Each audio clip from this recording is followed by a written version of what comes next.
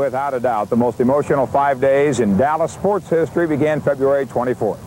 A pro football team was changing ownership. A pro football legend was being replaced. Arkansas oilman Jerry Jones was buying the Dallas Cowboys, and Cowboys coach Tom Landry was being replaced by Miami football coach Jimmy Johnson. Tom Landry, after 29 years, 20 straight winning seasons, 5 trips to the Super Bowl, and 2 NFL championships, is a man admired and loved by Dallas and North Texans, not only because of his accomplishments on the football field, but because of the way he lives his life with principle and dignity. What you are about to see is a compilation of WFAA TV's coverage of the 5 emotional days, the controversial ouster of Tom Landry, and the takeover of the Dallas Cowboys. It looks like America's team is about to change hands. Channel 8's Mike Capps is at the Cowboys headquarters at Valley Ranch, now with the latest. Mike? Well, Quinn, all morning long there has been a mood of uncertainty here at the Cowboys offices at Valley Ranch. No one here can say for certain if, in fact, the team has been sold to Arkansas oil man Jerry Jones or not. They simply don't know. There is one man in Dallas who knows for sure, the team's majority owner, Bum Bright. And Channel 8's Doug Fox is at Bright's office on Stemmons Freeway right now. Doug, any late information for us? Midge, no firm information. Bum Bright has been in discussions all morning long, since early this morning, with his right-hand man, Jim Francis. Francis stepped out of the meetings and told me, he says, that we're having discussions with several groups. I've just released this statement. The status of the sale of the Cowboys will be clarified within the next 48 hours. Until that time, I have no comment.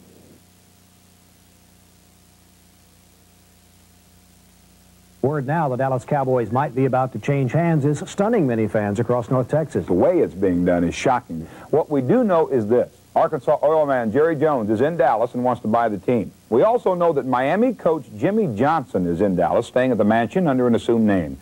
Reports are that Jones will buy the team and Johnson will replace Tom Landry. That has contributed to an uncertain mood here at Valley Ranch. Yeah, I'm just a player. I just come in and, do my thing, and, it would definitely be different if something happened like they're talking about, but we'll just have to wait and see. He's our coach. He's been with us a long time. If it wasn't for him, a lot of us probably wouldn't be in football, so I don't know. We just got to kind of wait and see what happens. I don't know. I really don't know Jimmy Johnson, but I think I can speak for most of the teammates here with the Cowboys. We really wouldn't want to see Coach Landry go. It's concerning. I've got a lot of respect for Coach Landry, but I don't know Coach Johnson at all. So I can't make a judgment on that until something does happen.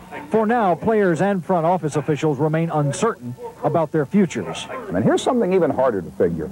Miami coach Jimmy Johnson is in Dallas, and Jones reportedly will replace Tom Landry with Johnson. Has made a deal to do that, and nobody tells Tom Landry either. 30 years devoted to the NFL and the Cowboys, and Tex Schramm and Tom Landry, if all the reports are accurate, are being tossed out without so much as a courtesy call to say you're fired. A deal of this magnitude, and we're talking maybe $180 million here, that's something you don't nail down in just a split second. It's not something you do overnight. Jerry Jones, the man who is reportedly trying to buy the Cowboys, is a successful businessman from Little Rock, Arkansas. Jones's interest in football dates back to the early 60s when he played for the University of Arkansas. Millionaire Jerry Jones knows football and business. He succeeded at both. So it's little surprise he wants into the business of football. Jones wore number 61 for the Arkansas Razorbacks during the 1962, 63, and 64 seasons. He started as an offensive guard and captained the 64 team that went undefeated, beat Nebraska in the Cotton Bowl, and won the national championship. If Jones learned football in college, he learned business after he graduated. He returned home here to Little Rock and joined his father in an insurance business that became quite profitable. Jones took his money and started Arkoma Exploration, an oil and gas drilling company. Out of town for 2 days, Chuck, and all heck has broken loose. It most certainly has. Tom Landry has done a great job, so has Tex Schramm, but it seems like the last few years we've been seeing a lot of arrogance. Tom Landry is, as far as I'm concerned, done a fine job. I respect Tom Landry. He'll be in the Hall of Fame. There's no question about that. But I think the game's passed him by just a little bit. Who's on the record as to what's taken place with the Cowboy sale? Well, no one is on the record as far as the buyer or the seller. Schramm doesn't know anything. Coach Landry doesn't know anything. Coach Landry's here. He still has his job. We still have our jobs. After this deal is done, is it going to be good? It's going to be good for the city of Dallas. It's going to be good for the Dallas Cowboys. There'll be perhaps an announcement of some nature tomorrow afternoon late, probably by Tex Schramm. If not, then there'll be something up or down announcement on Monday or Tuesday of next week. Is Tom Landry out? And I have no comment about that, nor any knowledge about that.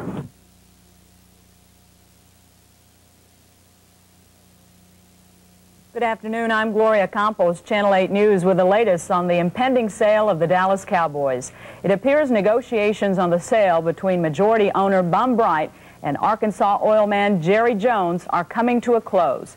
As I said yesterday, we expect to have a statement clarifying the ownership before, hopefully before the day is out. We're going to do something later today or this evening, and that's what we're shooting for. Until then, it's really not appropriate to give any further comment. Let me ask you the same question I asked you last night. Is it a done deal? Well, you know, we'll see how that goes in the next few hours. Tex, if they talk to you about what your status is and that of Coach Landry? I wouldn't comment. Reporters from Arkansas, Texas, and Florida are assembling at the ranch for the announcement, which could include removal of Tex Schramm and Tom Landry from the Cowboys family. Valley Ranch, though, about to host a news conference the magnitude of which it's never seen before. Tom Landry never thought it would end this way. According to reports, the new coach of the Dallas Cowboys will be Jimmy Johnson. Landry had 20 straight winning seasons, 18 playoff trips, 13 divisional titles, 5 trips to the Super Bowl, 2 wins in the Super Bowl, but he missed the playoffs 4 of the last 5 seasons. We have made a deal with one, and that one is Jerry Jones of Little Rock, Arkansas. This is a new era for the Cowboys. Of course, there's never been but now 3 owners, and there's never been now but 2 coaches. He says he'll be a hands-on owner. He'll move his office from Arkansas to this complex at Valley Ranch. He says there is no substitute for winning. We must win. We will win. Winning is part of the game. About 8:15 tonight, they filed into the conference room here at Valley Ranch. Tex Schramm, Bum Bright, Jerry Johnson and his family, and that's Ed Smith there shaking hands with Tex Schramm. All the new owners coming to Valley Ranch to meet the press. Tex Schramm, though, had the tough part. He was with Jones earlier this afternoon when Tom Landry got the bad news in Austin. It's very, very sad. It's tough when you break a relationship that we've had for 29 years. But we have to move forward. And I'm glad that the ownership situation has been cleared up because I think it's important for the football club. And Tom Landry is the Cowboys. Tex Schramm's the Cowboys. We can't let. I mean, I don't want to start playing ball with half the Cowboys out here, and I don't mean that literally, but they are such an important part of this thing, and we're just going to have to address where they are. The Cowboys, I guess I didn't even realize the Cowboys and America, and I really didn't.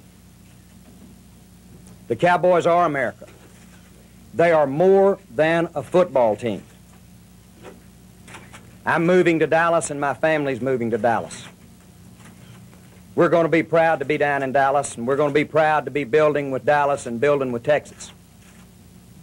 But I want you to know that the Dallas Cowboys are where they are today, not just a football team, but they are more than a football team because of Tex Schramm and Tom Landry. And I don't need to spend a lot of time in this room talking about them because a lot is going to be said about it. And before anybody asks the question, Tex is with me, and we're here tonight. I can't express how wonderful it is to be standing here.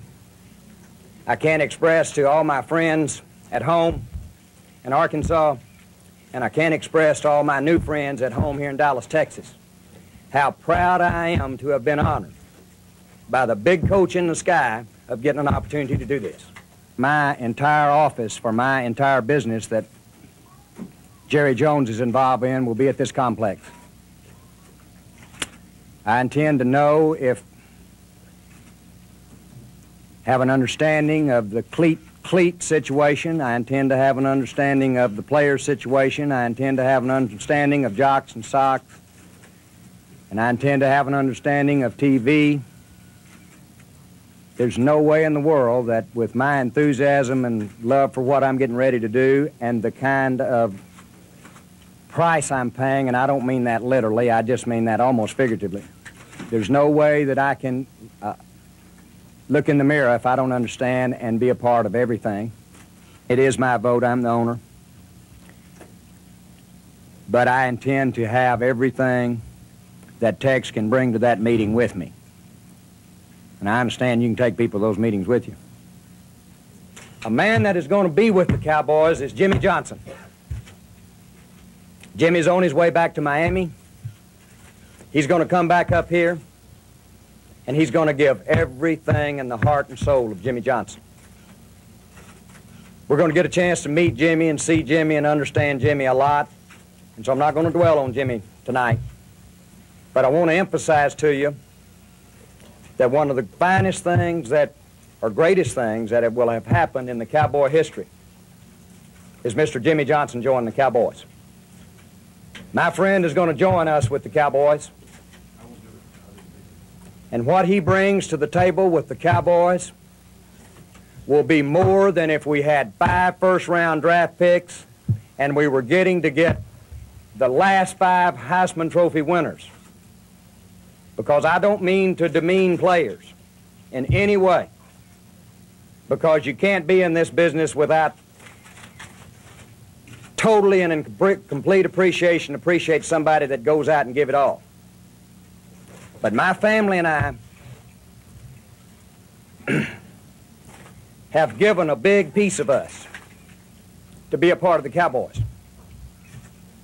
There will be nobody with the Cowboys that doesn't give as big a piece of them, or we don't want them with the Cowboys. It became real apparent that the way for Jerry Jones to be in football was not to work my muscles up and be a running back, or possibly not do it the way Jimmy was, to go out here and try to figure me out enough mustard to maybe come back in and be involved in the ownership of a team. So I've always wanted to be involved, never dreamed in my fondest imagination that the team that everybody in America recognizes as what stands for the NFL as all of we know it today, I never dreamed I could be a part of that and sitting at this table. If my voice cracks, this is Christmas to me. You know, Jerry is a full generation younger than I. I had my first kid, and my first kid is about Jerry's age. He's a full generation younger than I. I look out here at these sports writers, and you know, I was raised with the Lewis Coxes and the McClanahans. That generation has passed us by. There's you all, a lot of you are a generation behind the sports writers I was raised with. Blackie Sherrod's the only one that's still hanging on, and he is an older generation. And this is a new generation of ownership, of coaches, and this must evolve in every business, in every organization. And what you have here is a new generation that is the most competent, capable, enthusiastic, has the resources, the desire, the will, the intelligence to make the Cowboys what the generation who is leaving did 25 years ago. And that's what's happening now. And that happens, and it's a part of life. And it happens in every business, it happens in every family, and it happens in every organization. And that's what's happening in the Dallas Cowboys today. Jerry Jones would be the man who could do the best job for this organization, this community, and this state. And I believe it, and everybody in our organization believes it that has visited with him. We are high on Jerry Jones. We think he is a winner, and I am proud. I think in retrospect, everybody will look back, and if they give me credit for one thing with the Cowboys, it will be to have winnowed out all of the people we've talked to and gotten to Jerry Jones. I like the Cowboys, but the Cowboys was more of a business deal for me. We bought it. We ran out of depreciation, and it was time for us to sell. And so it was not as emotional for me as it might be for somebody who was more participating in it. I'll tell you, if Jerry ever goes through it, it'll be like cutting off his left arm at his shoulder. I've visited with Jerry enough to know the guy is as square as a graham cracker. He will do exactly what he says he'll do. And so we consider the deal has been made. And Jerry and I are comfortable with that. I think that the Cowboys, the fans, the group out here, the team, is in the best hands that it could be placed in. I am proud of having known Jerry. I'm sure everybody will be proud. Those of you who work here and those of you who follow the team will be proud of his ownership and leadership. I just want to say this. There is no substitute for winning. I know that's a cliche, but we must win. I'm basically a businessman that loves football and appreciates football for what football can do for you in not only business but a lot of things. But we're not going to get into that tonight. You can't love football and love the Dallas Cowboys without loving Tom Landry. I will tell you this. It was the most inadequate that I've ever been in my life. And if you could grade that conversation from Jerry Jones, I got an F. I think for Tom he was emotional, but I mean, I know Tom. The reaction to the replacement of Landry was mixed. I think he's been treated badly and unfairly. I think he deserves a lot more than what he's getting. If it's good for Dallas, that's great. But the way they did Tom Landry isn't right, and I hope Tom Landry goes to another team and can come back and beat the Dallas Cowboys. Business is business. However, there's a moral fiber that has to run through anything. Somebody that puts in 30 years deserves probably as much consideration as anything else. I know he said he wanted to be the Cowboys till he died. I remember saying that when he was trying to get things together so he could be part of a sale and part of the owners. I think it's kind of an abrupt ending for Tom. He's obviously had a great career and over the 29-year period, and I don't think anybody would like to see his career come to an end this way. I think that probably could have been handled a little more gracefully, and I think everybody's sad to see it end the way it did. For a guy that's been as great a coach as him and coached for as long as he had there, I don't think that he should have found out that there was someone else taking his job in the parking lot from the news media. Kind of a feeling of deja vu, because I started when the Cowboys were perhaps in the same shape that they're in right now.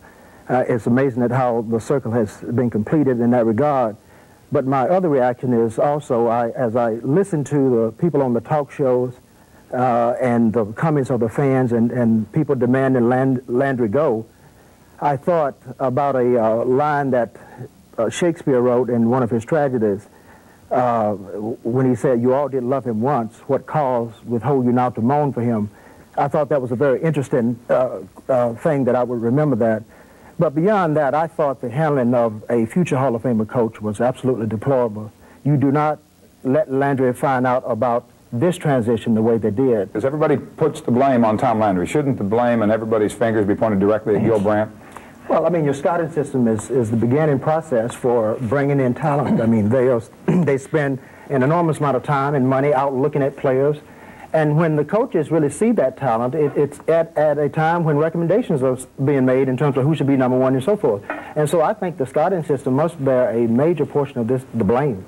Randy, the whole organization and the fact you've been with one coach, Tex Schramm, you've had your battles with Tex Schramm, but he's out, isn't he? He can't continue. I mean, you've been face-to-face with this guy in contract negotiations. He's not going to sit there and, as Jerry Jones said, he's behind me now.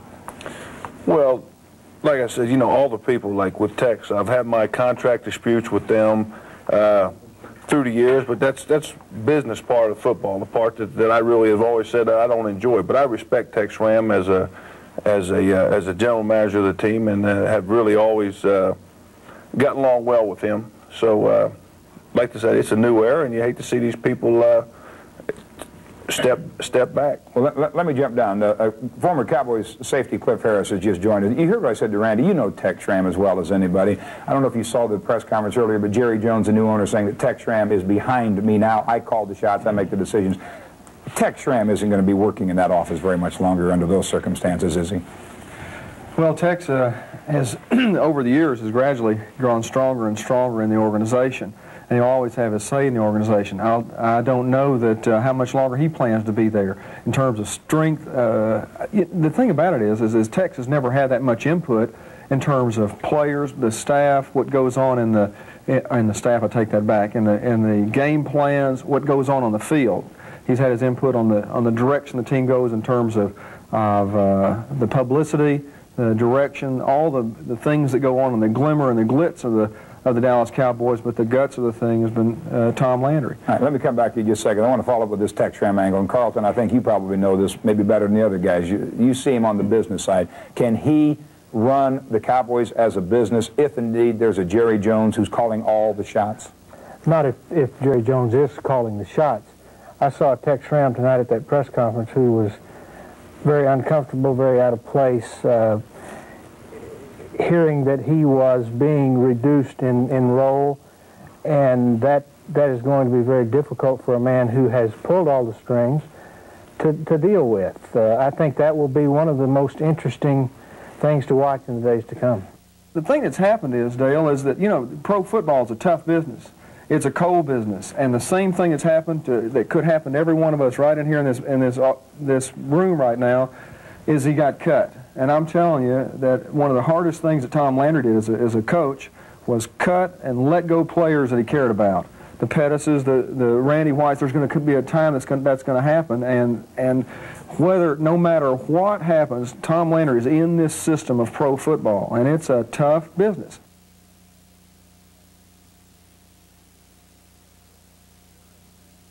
Yeah, boy. When you try to clean them out, gosh, it's amazing. Tom Landry back at Valley Ranch to clean out his office, and after 29 years, this is Jimmy Johnson's office now. I'm Dale Hansen. We thank you for staying with us tonight. Tom Landry will talk to his players tomorrow. Then his working life with the Cowboys is over as Jimmy Johnson's begins. It was the day after at Valley Ranch. New Cowboys owner Jerry Jones was on the phone, taking charge as he promised he would do. Among the items on his agenda were an interview with a New York radio station and a phone conversation with Coach Jimmy Johnson. While Jones was taking care of business, his family was getting the royal treatment, a guided tour of the football complex. Well, we've worked real hard today, and I guess it's, 6 o'clock, and we'll be here till probably 3 this morning, tonight, and we're basically working on the details of the acquisition, and not spending any time back here footballing now. Meanwhile, on the other side of Valley Ranch, Tom Landry sat in his office, sifting through the past. You never know how many fouls. Yeah, boy. When you try to clean them out. Gosh, it's amazing. Landry quietly emptied 29 years of his life into cardboard boxes.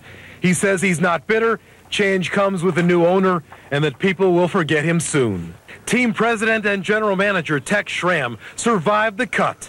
He will remain with the Cowboys, but for how long? I'm optimistic. I liked Jerry Jones. We spent several hours together. We talked, and I have a little bit of an insight into him. I think he is dedicated to making his life the Cowboys, And that has a lot of advantages as far as an owner is concerned. And I would like to see if I can help make the transition. If I find that I can't, it'll probably be pretty obvious. You just sort of reflect back on the way things were, and whenever you get this kind of a change, it throws you back. And hopefully the organization and the ball club can regroup and, you know, go forward. But not to realize the devastation of this thing, it's you know, it's just something that's there. Sunday afternoons, Tom Landry dedicated his time and energy to football. But Sunday mornings, he was often found here at Highland Park United Methodist Church, congregating with his friends and neighbors, people now upset by what they describe as callous treatment of a man who dedicated himself to the Cowboys. We here at the church know him a little bit more personally than some of the fans, but we love him, and we just think he deserved a little bit better than that. It's just a shame that it happened. It just seemed so sudden and everything. It's just like as though the carpet was just jerked from right under his feet, no warning of whatsoever. Tough day. Feel sorry for him. Good man, good leader, good example. I feel very sad that this was handled in that way, but he's a man of great integrity, and he always rises to the occasion. We all appreciate him and love him, and maybe this is just life, and this is the way it happens, and this is football. Members of the University of Miami coaching staff returned to the campus today, but there was little comment from them about their future with the school or with Dallas. Gary Stevens had yet to talk to Jimmy Johnson after he was named the new coach of the Dallas Cowboys. Well, this week, you know, after the official word is given, then we'll talk. I haven't seen Jimmy since he's been back. Excuse me a minute. Had Stevens showed up an hour earlier, he would have seen Johnson leave the campus. We arrived just as he was leaving, saying he was committed not to comment until a press conference was held in Dallas on Tuesday. All efforts to reach Johnson later failed. The only official comment from the university came from athletic director Sam Jankovic. We had what I consider the best football coach in the country, one that has proved himself both on and off the field. I think Jimmy, and I want to be very careful how I say this, I think the happiest he's ever been is the last 2 years. But I think that he is just, somebody asked me, is he remorseful? No. I think what he is, he's just so excited to be the head football coach of the Dallas Cowboys and go there with a very dear friend of his, and that opportunity. That he's put all the rest of it behind him. Now he's ready to roll up his shirt sleeves and do an outstanding job somewhere else. He has not said goodbye to you guys yet? No, not yet, but we're predicting that he will. You know, he won't just up and leave. That's not his nature. Bright says he has sold the team to a man who will make the Cowboys a winning team again, and now we find out what you think about all this. And this is just a classless act that is taking place, and I can't deal with it. Look at it in a positive vein. He's leaving, he's retiring, the pressure's off of him, number one. He left a legacy. He believed according to priorities. You believe in God first, your family second, and your profession third. And he did it in his entire career. I think he's got some shoes that'll never be filled. I keep going back to the word class, but I think that Buddy Ryan of Philadelphia's got more class than our new owner, Jerry Jones. They've embarrassed us. We are proud people. We're proud of our football team and proud of all this, and the way they've done it has just torn that all down. And I'm embarrassed about the way they've done us. It didn't really hit me until today when I went in to see Tom in his office and spent 20 to 25 minutes because, you know, as you get so busy covering the event that you don't take time to stop and think. And I realized how sad Tom Landry was today, and it made me very sad. I think it's something we will always remember, and I think it's going to be written about and remembered as probably the most eventful day in Cowboys history. I came with Jimmy, and Tom went. I'm not better. You know, that's just my nature is not to be better.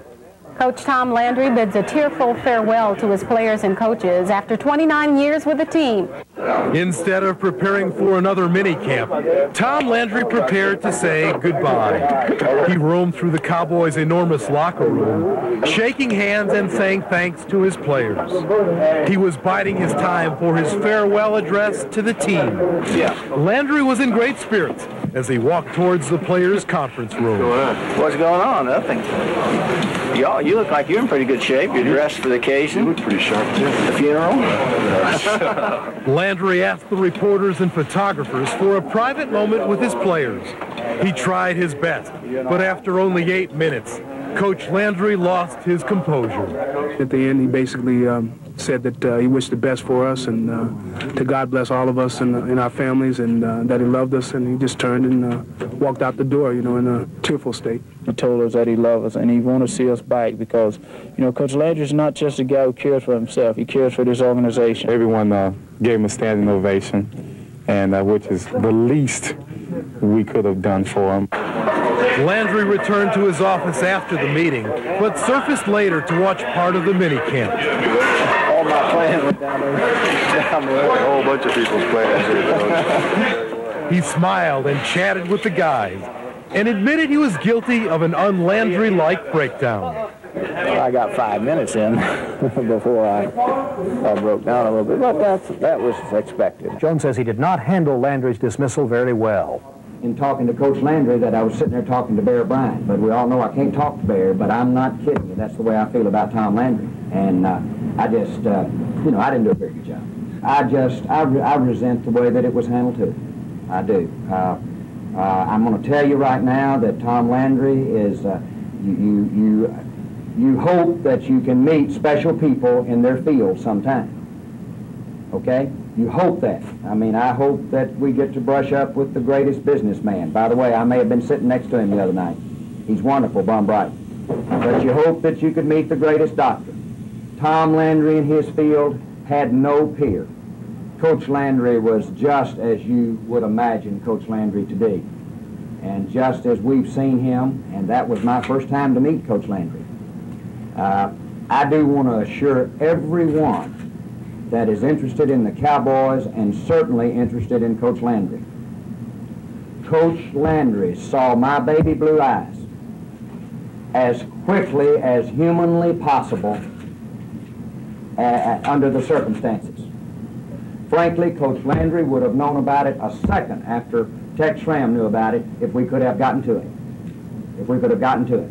And there were key elements in the business aspect of this thing, as insensitive as it may seem, and it really is. It genuinely is.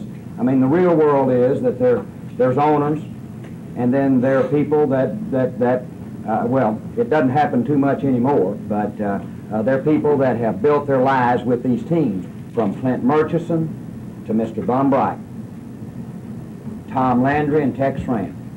They created for me the greatest sports prize in the world today, so that I could have a chance to be associated with it. And I give them an A+. The Cowboys are my queen now, along with everybody else's queen, but certainly I'm associated with them very closely. And I was ready for my queen to quit dancing with everybody. And so it was time to, you know, when you're getting married, you want her to quit dating as quick as you can. And that's what we did. This wasn't the way Landry had planned on leaving his team, and it certainly wasn't his choice. Dale joins us now with a look at Landry's last day and what the future may hold for him. Yeah, I tell you, but he's handling this so well, as you knew he would. Tom Landry with the Cowboys 29 years, and we have known for a long time there couldn't be too many more, but not many of us expecting 29 to be his last one. Is that the one thing you regret, that you didn't have the opportunity or fulfillment of bringing the Cowboys back? Yeah, I think so, Jerry, because I knew it was, even on a 3-year plan, when I signed the contract, I knew that's going to be very close, you know, to get us where we wanted to go. And the strike kind of disrupted that trend. But I felt this year that we were very, very close. The team really responded for it. You know, they played hard, and last year they weren't a 3-13 team when you looked at them. And it was a close games we lost. And I really thought that this year would be the year that Steve Palleur would come to the front with a first draft choice. You were going to get a lot of confidence for whoever you brought in, whether it was Aikman or anybody else. So you had a lot of momentum that you can gather with this season. And I really felt like I had to change a little bit of what was going on. That's why I got Jerry Rome in and George Hill to kind of change what we were doing. It would have been very interesting to see what would have happened. But it's not going to happen, so no use speculating anymore. When you have no control over something, you can get mad, you can resent it, but the thing happens, you're the only one that gets hurt. I mean, nobody else gets hurt when you do that. So I've just learned to take things as I see them, and if I have something to do with it, then, boy, I'm going to work hard, and then I may be disappointed that I wasn't good enough to make it happen, but in something like we're talking about now, it was going to happen. There wasn't anything that was going to avoid that. Coach, people always say how cooperative you are and what a gentleman you are, but every once in a while you'd hear what a cold, computerized, stone-like person you are, that you have no emotion. When you hear that, when you hear people say that, what are your emotions on that? Well, my thoughts are, first thing, it's not correct, I don't think. And the fact we were talking a while ago about concentration, and when I concentrate, I'm so stern all the time. I don't show any emotion on the sideline.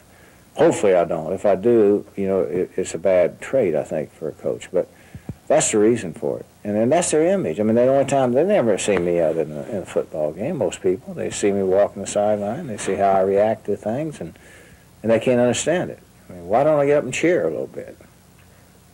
I think with human nature, there's probably a little jealousy on people's part, that you're always under control of your emotions when the rest of us are straining so much. Well, I don't know. I just think that people expect you, and they see a great catch, they see a great run, and then they look at me and I'm not doing anything. They don't understand why. Mm-hmm. And it's basically because I'm really studying the defense. I'm not seeing the play like they're seeing it. Mm-hmm. If you get me, watching a game I have no control over, I mean, my stomach will churn just like everybody's, and I worry about the team that I want to win, and I'm just a fan if I'm not on sideline. I think competitiveness comes from training, how you were raised in a sport, what kind of coaches you had, and a lot of it comes, well, of course, it all comes from within you, but I've always been competitive. People don't, I'm not emotionally competitive, like, Mike Dicker, my good friend, and Danny Reeves, they're gung-ho with competitiveness, but I was always calm. One thing I tried to do, Jerry, was train myself to concentrate. I think Ben Hogan had a lot of influence on me in that area. When I used to watch Ben Hogan play golf, and the way he could concentrate and never break his concentration was what I kind of patterned myself off on the sideline. Because once your concentration breaks, then what happens to you is you start looking at the scoreboard, you start thinking about the play that just went by that wasn't very successful. And when that happens to you, you're not going to reach your full potential of play. Really, when I went into football, I was in World War II, and even when I went to football, I was 24, or almost 25 when I went into pro football after being in the service, for 3 years. And I thought that I would just go up and see how it was in pro football. Because you remember in those days, you left Texas to go to play pro football, about the only news you have is a filler type, New York Yankees do this or something in pro football, because pro football was nothing in '49. I mean, I'm talking about nationally. And so I was just going to go up and try it out in a couple of years and come back. I got another degree at the University of Houston after graduating at the University of Texas. I was going to be an industrial engineer, and I was going to go into management. And so, but we started having success at New York, and I just stayed on, and I finally was getting ready to quit, really, when the Cowboys had their franchise. I told Alicia, I said, well, we'll try it for 3 years. You can't, on a expansion team, you're not going to last more than 3 years before somebody wants to get rid of you. And so I still wasn't interested in really making my lifetime to be a coach. And the thing that really changed me was Clint Murkison. Because when Clint came in, what everybody said probably that Landry should be fired, and I wasn't even listening to it then because I didn't care whether I got fired or not at that time. And so he gave me the 10-year contract. And to me, having only become a Christian, 1 year before I took over the Cowboys, I thought this was God's way of saying to me, hey, we want you in pro football. And so after that, it was never a problem. From then on, I was a coach. It's amazing. Dr. Graham called me today, and he said, hey, don't worry, God has a great plan for you. And that kind of bolstered me up when he said that, and I said, well, maybe he does. But that's the kind of things that make you feel good. Oh, there's something out there. I mean, life doesn't end. Like I told the players, this is the first day of the rest of my life, and so I don't worry about the past. So it's been something that I've never even enjoyed. I mean, Alicia and I anticipate what's going to happen now with nothing to do. When I get up in the morning, I don't know what I'm going to do, because that's the first time in many, many years that I got up that I didn't have really something to do at that time. No, you're right. We would always be a Dallas Cowboy fan. I don't think you could ever take that away from us, regardless of what will happen. I think we're in a different era now, and I think we no use dwelling in the past. The Murchison era is over with, and now we're in a new era, and we'll be rooting for them. We'll be rooting for the Cowboys to be good again, and I hope they will, because they surely have been a great team for Dallas, and really is I think done a lot for Dallas, and I'd like to see them do that again. Through the years, from the start, being an expansion club and starting the way we did and with no success at all, and then bringing the team up to where they were in '66 and '67, which were two great years, you remember, against the Packers. They were great years, the Bobby Hayeses and the great things that happened there, and then on into the success we had in the '70s. You can't ever take that away, and it's something that we should be, everybody that's part of the Dallas Cowboys should set that as their standard, to try to be that good and be an impact on professional football the way we were at that particular time. It's been very heartwarming to me the way people respond to me, and say during the season last year when I was really getting a lot of criticism, even now when they see what was taking place, they're reacting to it, and that tells me something about America. Sometimes we feel like America is done with our drugs, with our alcohol, with our sexual permissiveness we see in this country today. You think we're gone. But people are still there, and what you were talking about a while ago, I think sometimes we callous over our full response. And when something happens like happened to me this weekend, people see it. I mean, they see it. It's important to treat people right. It's important to and that's what we're seeing. And to me, that's a real positive thing. It shows you it's there in people. And not all people are bad. Not all people are what we see, but boy, it's really reinforced me that America, there's a lot of things good about America yet. And we need it more than anything else today. It's good people. That was really the key to our 20 years of winning. Because I don't believe that you can have a team win that long unless from the top to the bottom there's a lot of confidence being shown by everybody. You got to be on one basic philosophy, and we were.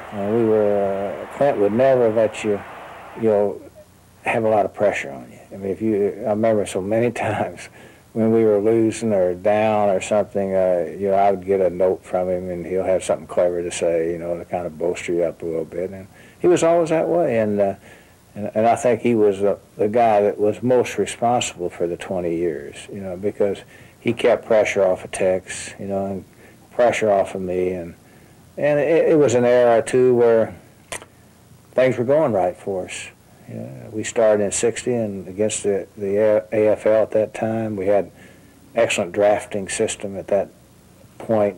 Gil did a good job there with the thing, and you remember we had to draft right after the season to keep the competition from being. We were always ahead of everybody else. I remember many times we'd have 3 picks. Our first 3 picks would be within our 18-player row.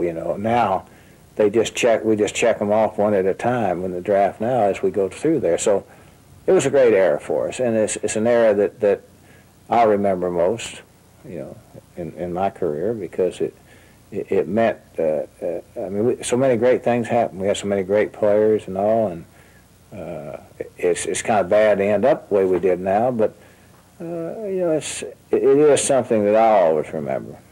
You know, I think that we all strengthen ourselves as we go through adversity, because I think once you've been in adversity, I think the ability to overcome it is so important to you, because once you can overcome it, then this is where character is built. And once you have character, then there's not too much that'll get you down. And I think this is important.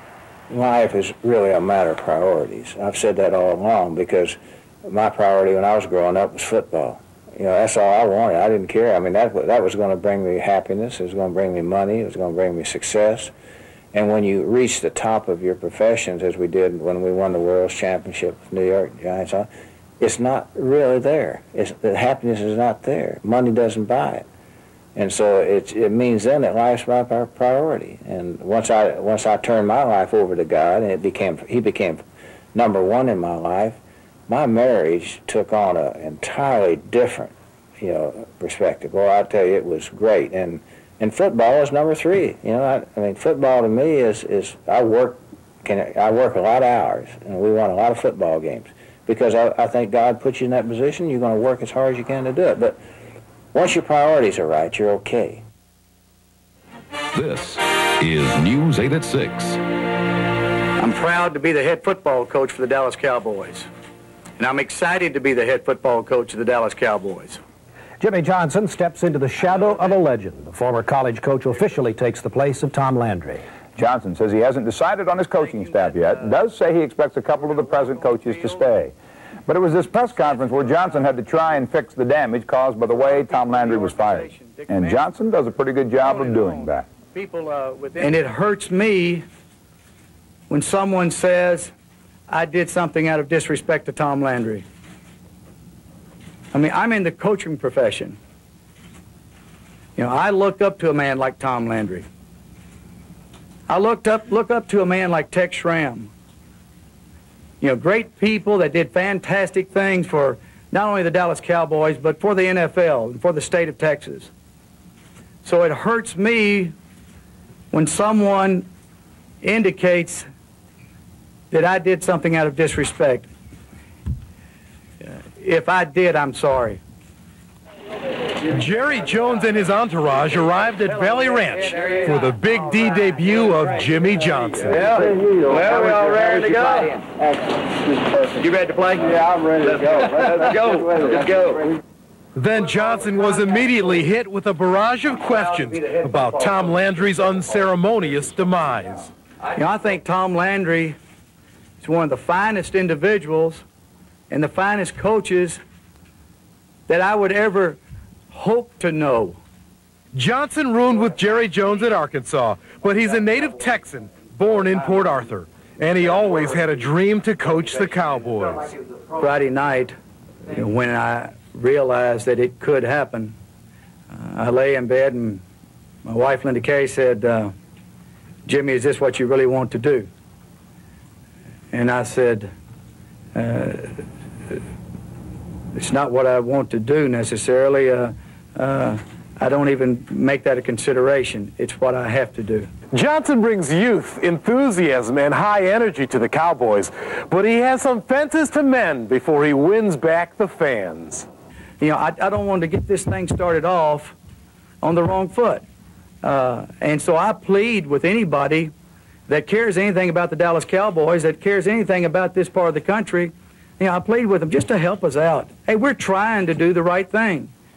Johnson kept his composure during the 50-minute news conference. He was in the spotlight. Reporters, players, coaches, and friends were listening closely to every word. Everybody has their strengths and weaknesses, and I'm sure that Coach Johnson's got his. I think after people learn Jimmy, they'll learn to love him. I really do. Daddy, how are you doing? I didn't know you were... Papa Johnson gave his son a big hug. But the question is, will he be embraced by the Dallas-Fort Worth area fans? I believe in winning. That simple statement wraps up Jimmy Johnson's philosophy of football. At Miami, his offense was exciting, his defense intimidating, and the Hurricanes won. This is the style Jimmy Johnson expects to bring with him to Dallas. We want to press the game offensively. Obviously, with what we have done at University of Miami, we want to press the game defensively. We have that attacking style. We want to make sure that we are a defensive team that makes things happen. You do that by pressing the issue. Several coaches that helped Johnson's system work in college are expected to join him with the Cowboys. It's a system that brought a national championship to Miami, and players listening to Johnson talk about it liked what they heard. I'm glad it's him because he is a winner. You saw what he did in, you know, Miami, and if we can do the same win they did, and we'll be in the Super Bowl. I'd like to see what kind of approach we're going to take to the offense and defense now, and it looks like it's going to be very exciting. It's going to be a lot of fun. You know, Michael Irvin has spoke real highly of him, and I've had the opportunity of meeting him a couple of times. He's got a lot of energy, and you know, what we got to do is just get out on the field and show that energy. Of course, Johnson put great players on the field in Miami. Scouting and drafting considered a weakness in the former Cowboys system. Johnson wants it to be more like recruiting. Our coaching staff's going to be traveling around the country evaluating players, working within the organization with the people that are on board right now. So, including me, yes. And don't expect Johnson to leave his college reputation behind either. I hope the Dallas Cowboy fans, or maybe the fans of other places, can get onto my case for running up the score every single week. Jimmy, over the last 5 years, has developed at the University of Miami an offense and defense that is known for taking it to them. Not receiving them, but taking it to them. They are called force into action on both sides of the ball. Not as a friend. That's why Jimmy Johnson is today the head coach of the Dallas Cowboys. It's a great day for the Cowboys. Jimmy? Okay. I know that there could have been better circumstances as far as me coming into this position, but I would hope that people would be as excited about this organization, about this football team as what I am. To go into the finest organization there is in the NFL, an organization that I had been very close to over the years, with someone like Jerry Jones, someone that I had known for 30 years. If it had not been that situation, I don't know that I could have left the winningest football team in the country at the University of Miami. Because of that opportunity, I said yes, and because of that opportunity, I'm here now. Question? Because of the way things were handled, you and Jerry Jones are not the most popular people in town right now. How did you respond to that? Did you expect it, and do you think that you did handle it poorly? It could have been done differently? This was not done to hurt anybody. It was not done out of disrespect to anyone, because you've got to realize I was born and raised in Port Arthur, Texas. You've got to realize that through my early years in football, both as a player and as a coach, I idolized the Dallas Cowboys. What about the assistant coaches? I have interviewed the assistant coaches. I have known all of the assistant coaches one way or another. I've had contact with them over the years. I've had tremendous respect for them. I think there is a very good chance that some of the assistant coaches will be part of my staff. Did you tell Gil Brandt, if not before, at least Thursday afternoon, that you would be taking a job with the Dallas Cowboys? Absolutely not. I read one place where I talked to Gil Brandt about what might happen. First of all, I didn't know what was going to happen until it happened, until that day. Then why did you call Don Shula and ask about assistant coaches if you didn't know until Thursday night you were going to have a coaching job? I'm a football coach. I'm going to be prepared for the opportunity if it comes. I'm not going to wait until something happens and then be too late. You know, because, you know, when I heard that there might be a chance that this might happen, I called around. I said, what are the particular rules on movement within the league? Well, you know, what are the parameters? You know, what do I need to do? You know, what is the procedure? I don't claim to know all the rules and regulations within the NFL. In time, I will. But that's why I made calls. As far as talking to Gil Brandt, I have not talked to Gil Brandt in over 2 weeks. And so that's completely erroneous as far as me talking to Gil Brandt. All these calls you made to find out about the rules, why wasn't at least one of those calls to Tex Schramm or Tom Landry? Or at least as prepared as you are, help Jerry Jones and other people understand what Tom Landry means to people who grew up in Texas, so that he would have at least gotten a phone call, because you were making, as you said, several calls to prepare yourself for the job. I didn't know what was happening, and I didn't know if I had that kind of leeway. I wanted to prepare myself if the opportunity came. Jimmy, Jerry said the other night he was, obviously because of your long friendship, that in his judgment you were worth 5 #1 draft choices and the last 5 Heisman Trophy winners. Are you that good a coach? As you might know, Jerry is a very enthusiastic person, and I don't know our worth. But I do believe this. I do believe that we can attract people into this organization that can get things done. You know, whether or not you're on the college level or in the professional level, it's people. It's communicating with people. It's motivating people, and it's teaching people. I really feel like that I can do that. I feel like the people that I have been associated with at the University of Miami and at other places, they can deal with others on the same level. Jimmy, how do you expect to follow a legend like Landry? What do you expect to do to follow in his footsteps? All I can say as far as being the coach now of the Dallas Cowboys, you know, I don't expect to replace someone. That doesn't happen. You don't replace a Tom Landry. All I want to be known as is the present coach of the Dallas Cowboys, and let me do my thing. You know, let me work. You know, let me give effort. Let me have some enthusiasm. You know, and judge me for what happens later. As far as coming after Tom Landry, it's a great, great honor.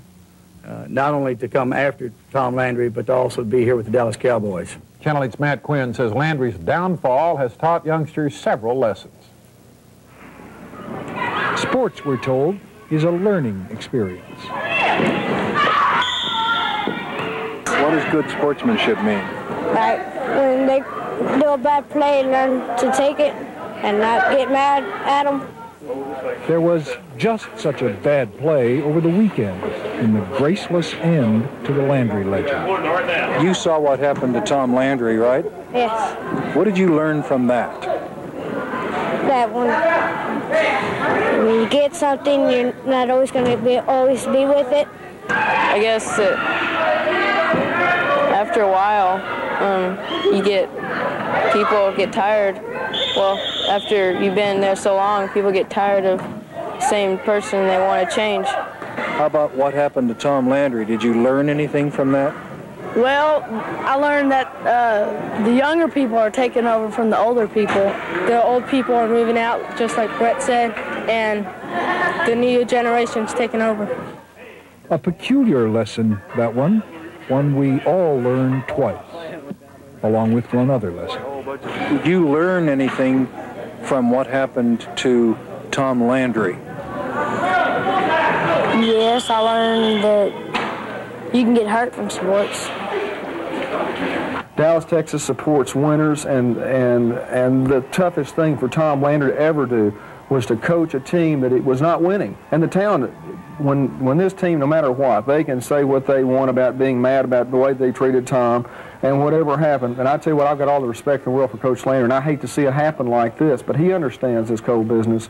But when Jerry Jones wins or comes in here and changes things around, and if they win, I'll tell you what, the people will fill the stadium. They'll go bananas just like they did back in the 70s with us. Sometimes we put too much importance, on money, too much importance on winning. Yet it's our ultimate goal, but it's the relationships that you have in life that makes life worthwhile.